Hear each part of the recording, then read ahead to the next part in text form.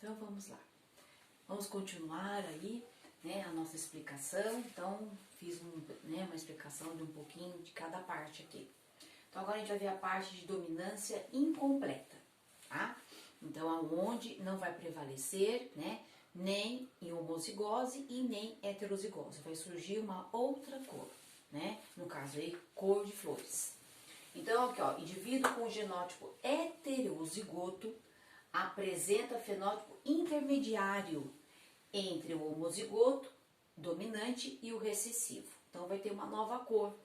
Então aqui a quantidade de enzimas produzidas é menor, pois o alelo recessivo produz enzima alterada e ela não é funcional.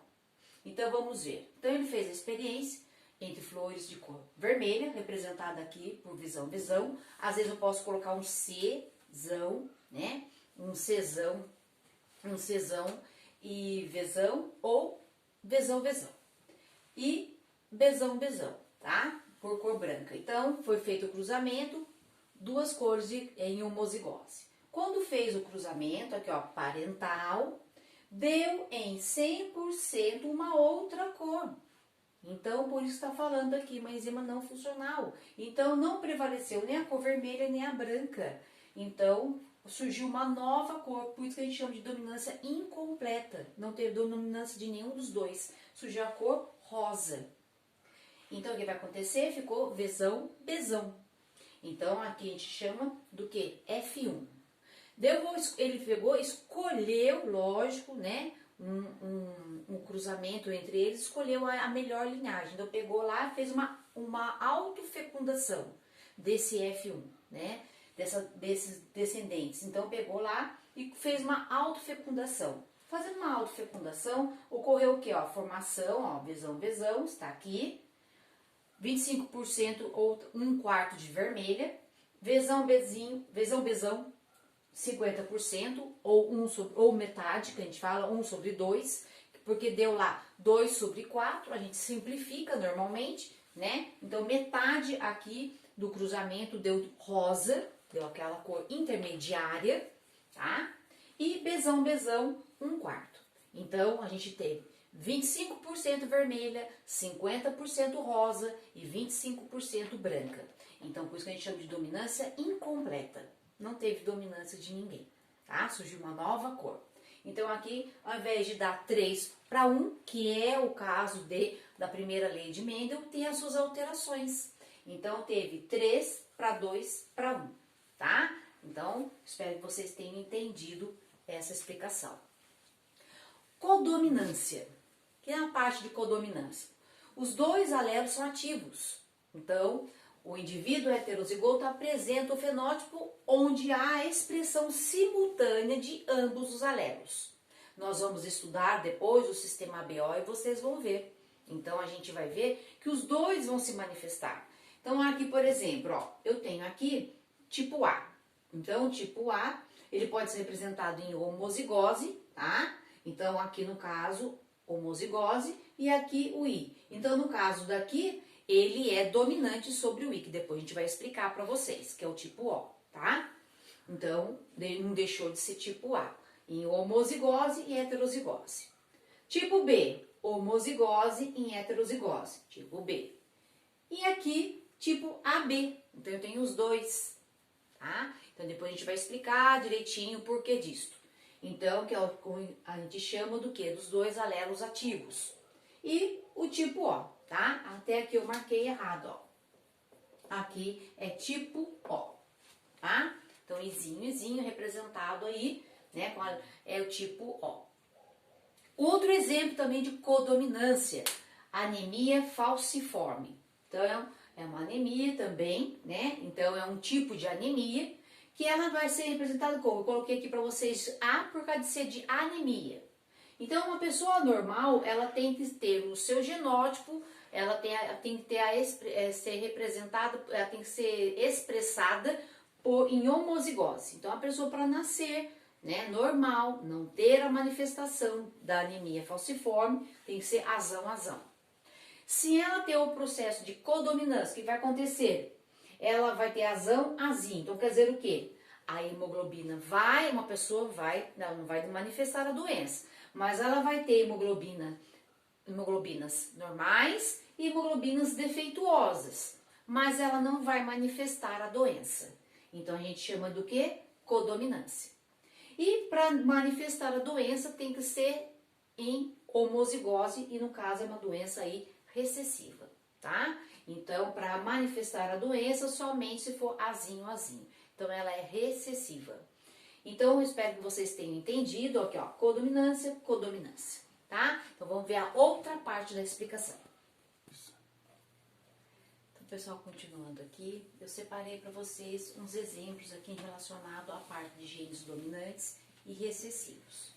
Então, bem fácil para vocês entenderem, né? Eu coloquei uma representação em questão de genótipo, né? Uma representação simbólica, para vocês entenderem questão de dominância e a parte de recessivos, tá? Então, vamos lá. Albinismo, o que quer dizer isso? Ser albino. Então, falta de melanina na pele. Então, a pessoa não tem, tanto na pele, na cor dos olhos, então a pessoa não tem a melanina, tá? Então, o que acontece? Dificuldade, né, na claridade, e ela não pode ser exposta ao sol. Então, até tem um exemplo para vocês de pessoas na página 150, se vocês quiserem acompanhar, fica mais fácil. Tem todos os exemplos que eu estou falando aqui, tem aí as figuras mostrando para você, pessoas com problema de albinismo. Então, como que é? É uma característica, ela é recessiva, então ela só vai manifestar em homozigose se for recessivo. Então, aqui, ó, em homozigose dominante, tá? Em heterozigose é uma pessoa normal, que é o meu caso e outras pessoas mais. Ela vai só manifestar se for em homozigose recessiva, então é uma característica recessiva, tá? Capacidade de enrolar a língua em U, né? Até tem mostrando para vocês aqui, né, uma pessoa fazendo enrolar a língua, mostrando aqui para vocês, né? É uma característica aí dominante. A maioria das pessoas consegue enrolar a língua. Então eu coloquei aqui para vocês, ó, enrola em homozigose e heterozigose, enrola e não enrola. Então é uma característica dominante, tá? Covinha no queixo, também é uma característica dominante.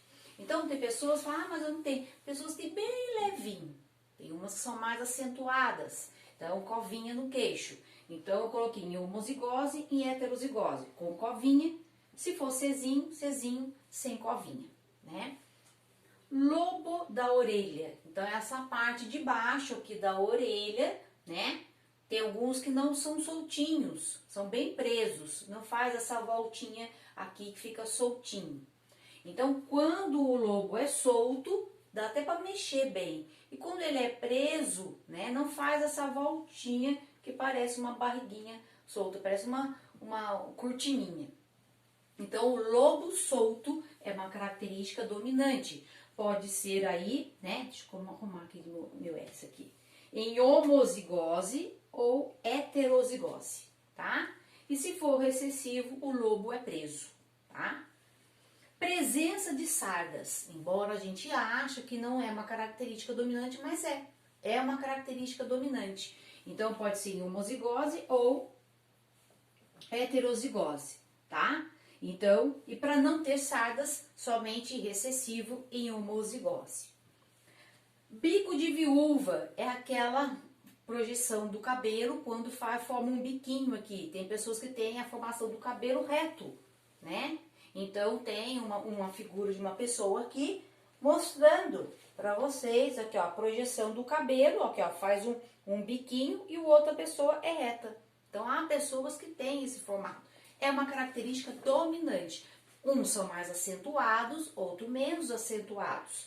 Então, é uma característica aí dominante. Então, eu coloquei de forma ilusória, né, o genótipo, bezão, bezinho, né, homozigose ou heterozigose.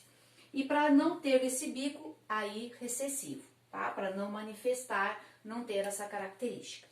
Então, aí, ó, são outros exemplos em questão da dominância, de ser dominante, né, de ser um genótipo, apresentar genótipo dominante ou recessivo.